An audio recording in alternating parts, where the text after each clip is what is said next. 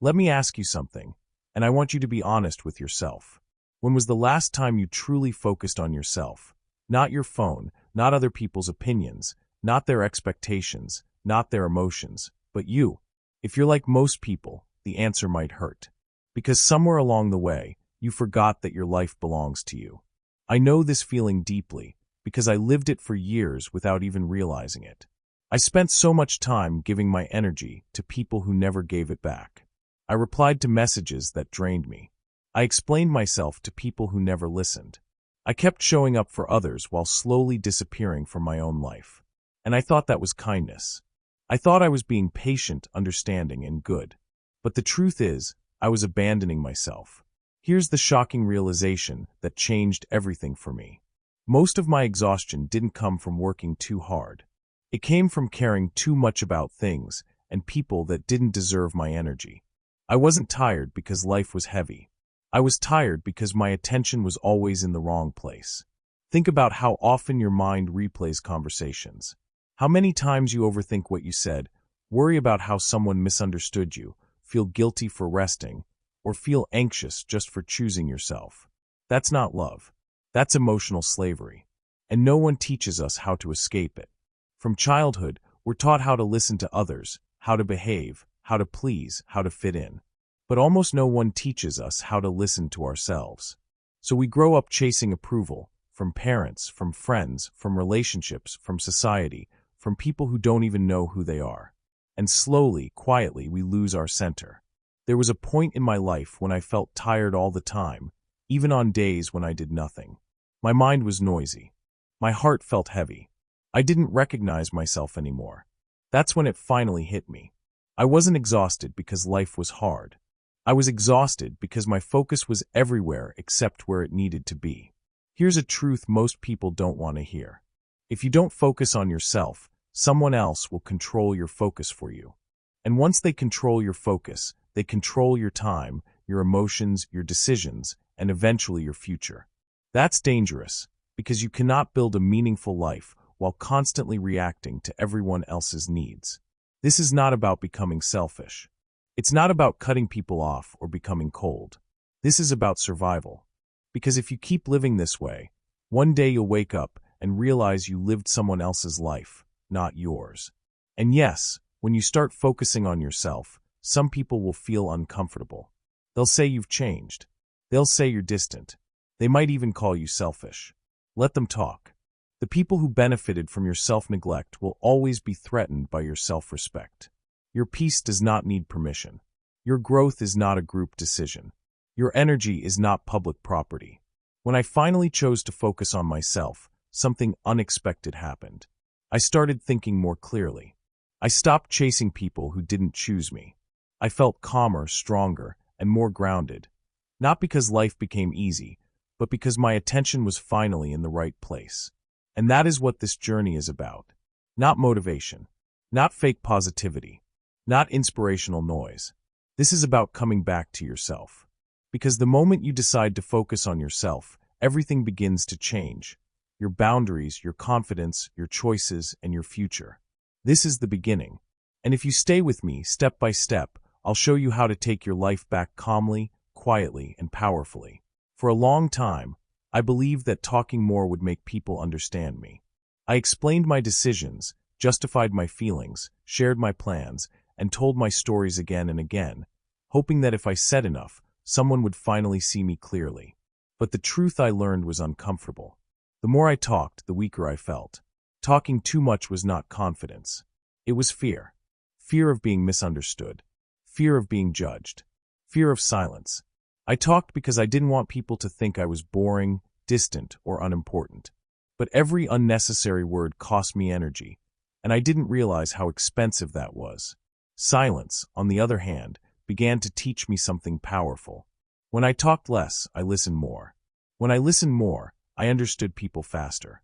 And when I understood them, I stopped wasting my energy trying to explain myself to those who were never going to understand me anyway.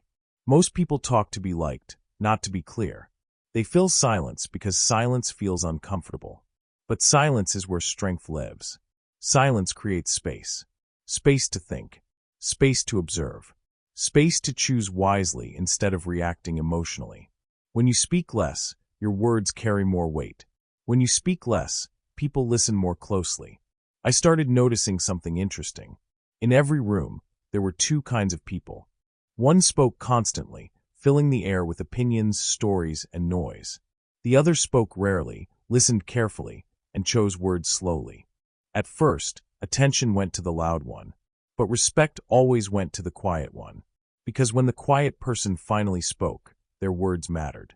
Talking less also protected my plans. When I stopped announcing what I was about to do, I stopped inviting doubt, jealousy, and unsolicited opinions into my life.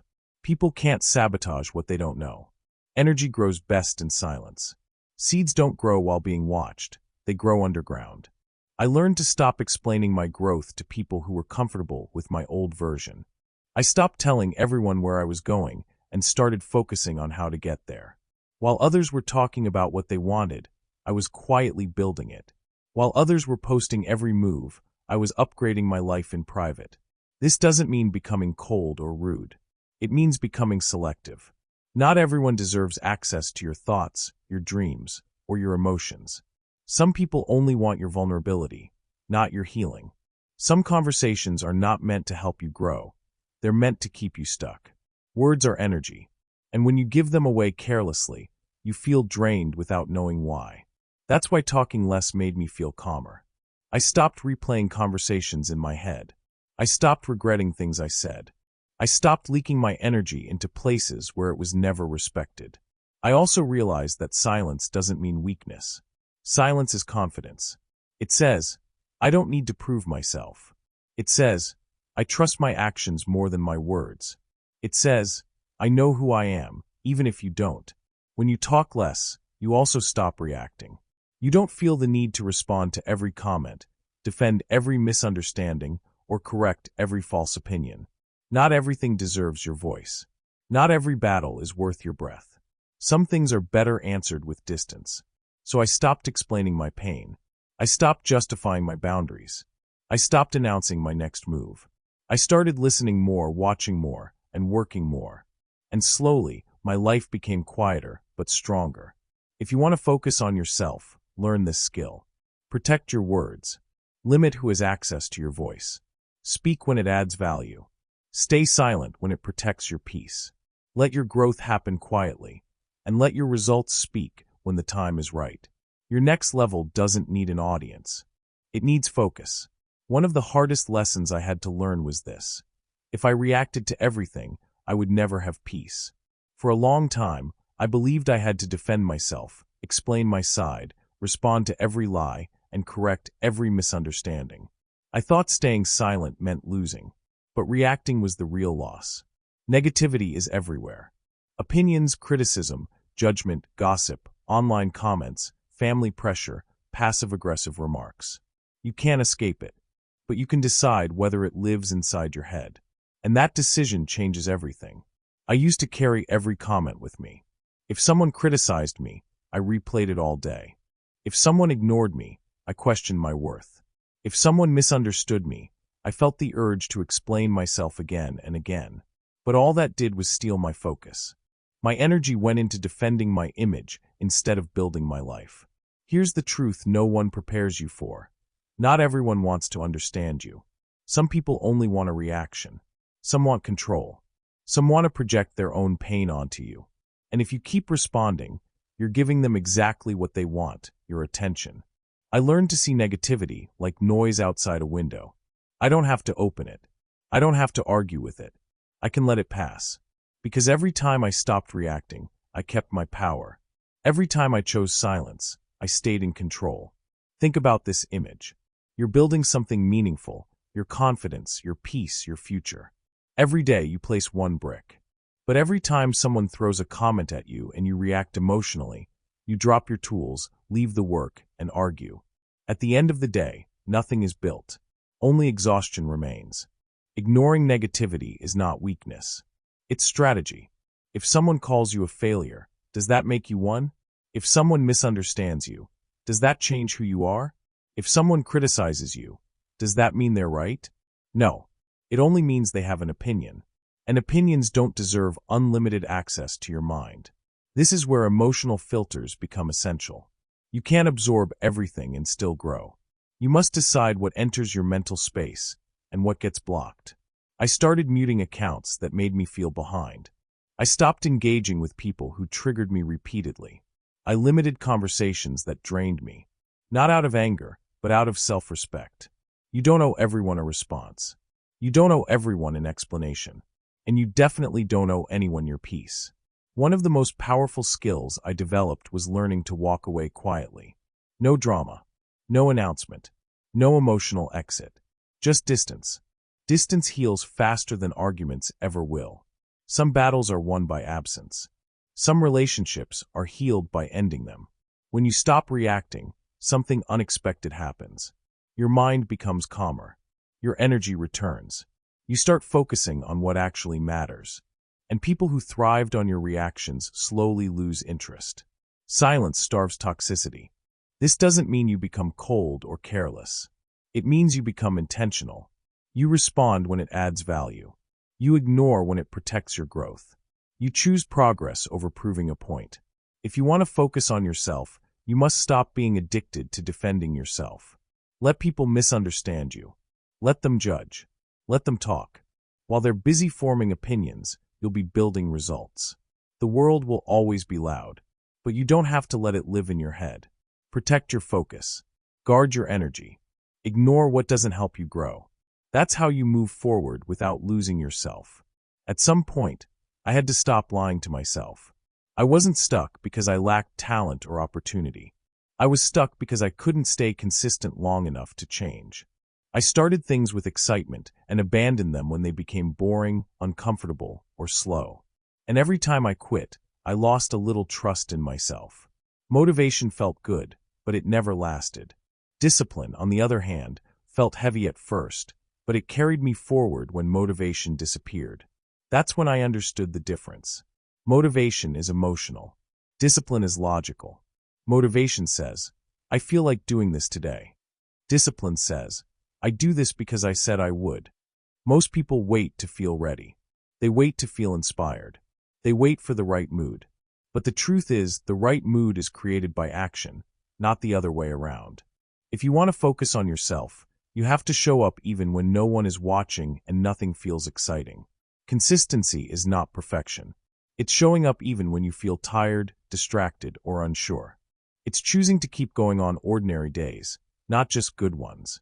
That's where real change happens, in the repetition that no one applauds. I used to think discipline was punishment. I was wrong. Discipline is self-respect in action. It's keeping promises to yourself. And every time you keep one, your confidence grows quietly. Every time you break one, you weaken your own foundation. Think of discipline like a muscle. It grows with use. Start small, but stay strict. Even 5 minutes a day matters if you do it daily. The goal is not intensity. The goal is loyalty, to yourself, to your future, to the life you say you want. Discipline also protects your focus. Without it, you react to every message, every distraction, every emotion. With it, you choose what deserves your attention. You stop living in response mode and start living in intention.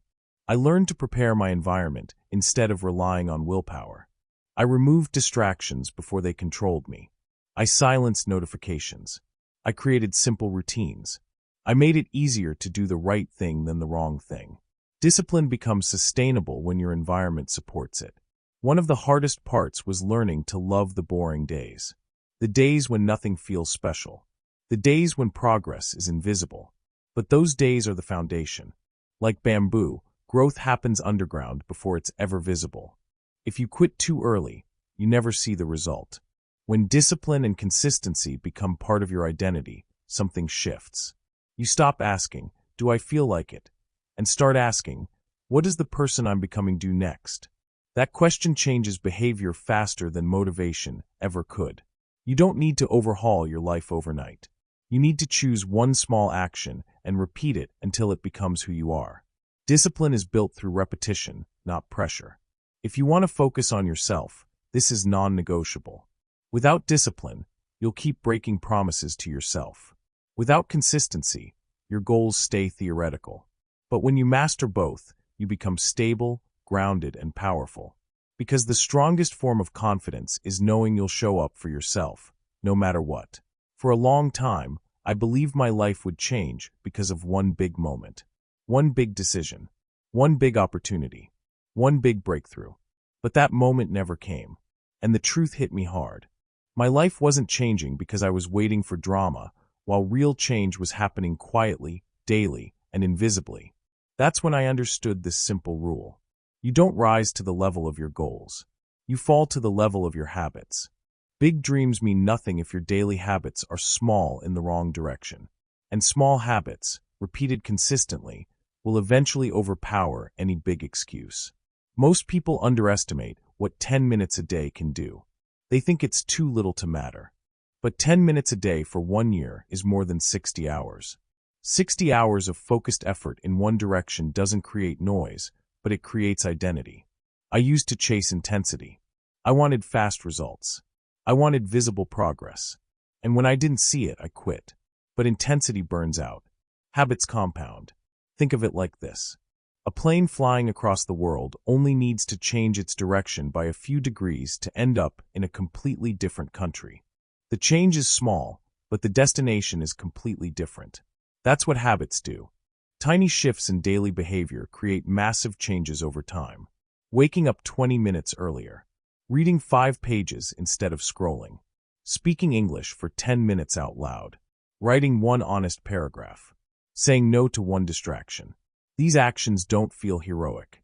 No one claps for them. But they quietly rewire who you become. Habits create structure.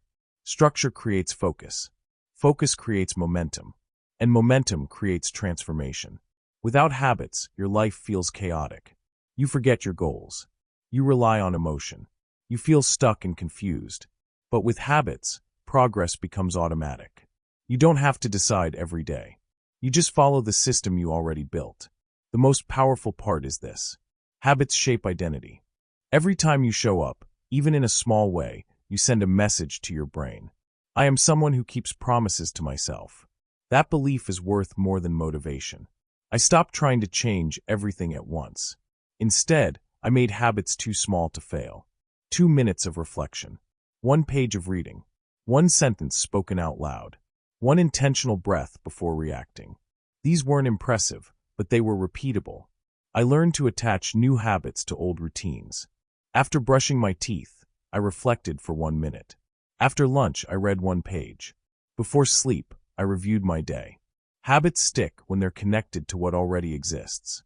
Tracking mattered too. Not to punish myself, but to see proof. Proof that I was showing up. Proof that I wasn't stuck, just early. Progress feels invisible until you measure it. And here's something important.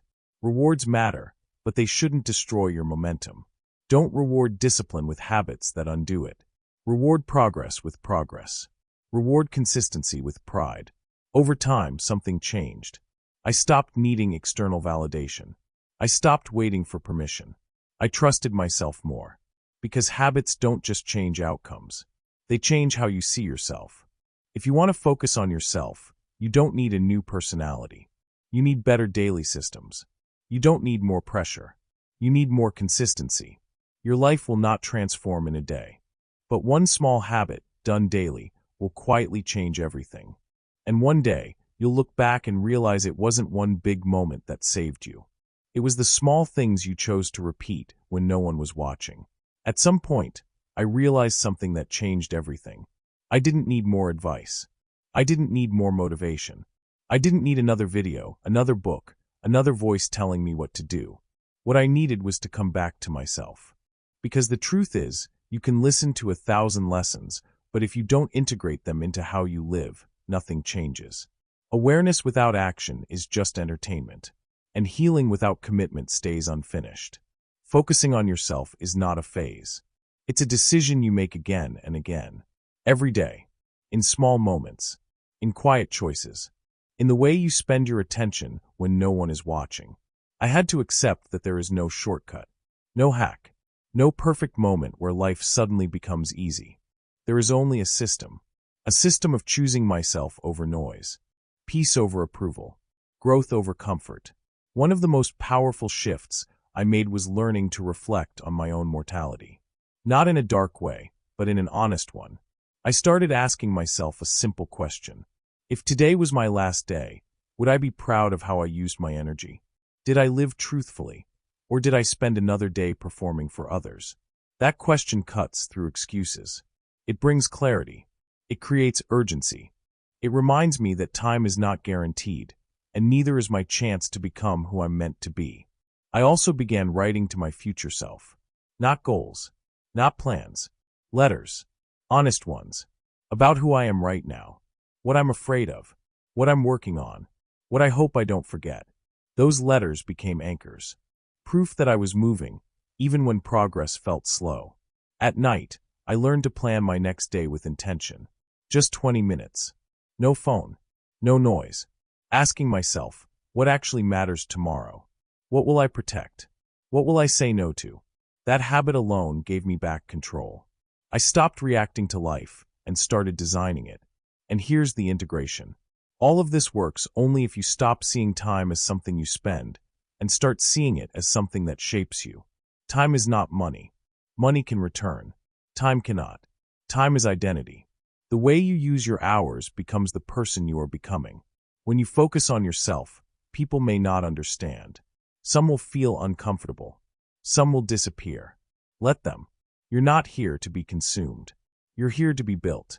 This is not about isolating yourself from the world. It's about no longer abandoning yourself for it. It's about living with alignment, where your actions match your values, where your habits match your future, where your energy finally belongs to you. If you take one thing from this entire journey, let it be this. You don't find yourself by looking outward. You return to yourself by choosing inward daily. So start small. Protect your mornings. Guard your silence. Build your habits. Detach from what drains you. Commit to what grows you. And be patient with yourself while you're becoming. You're not late. You're not broken. You're not behind.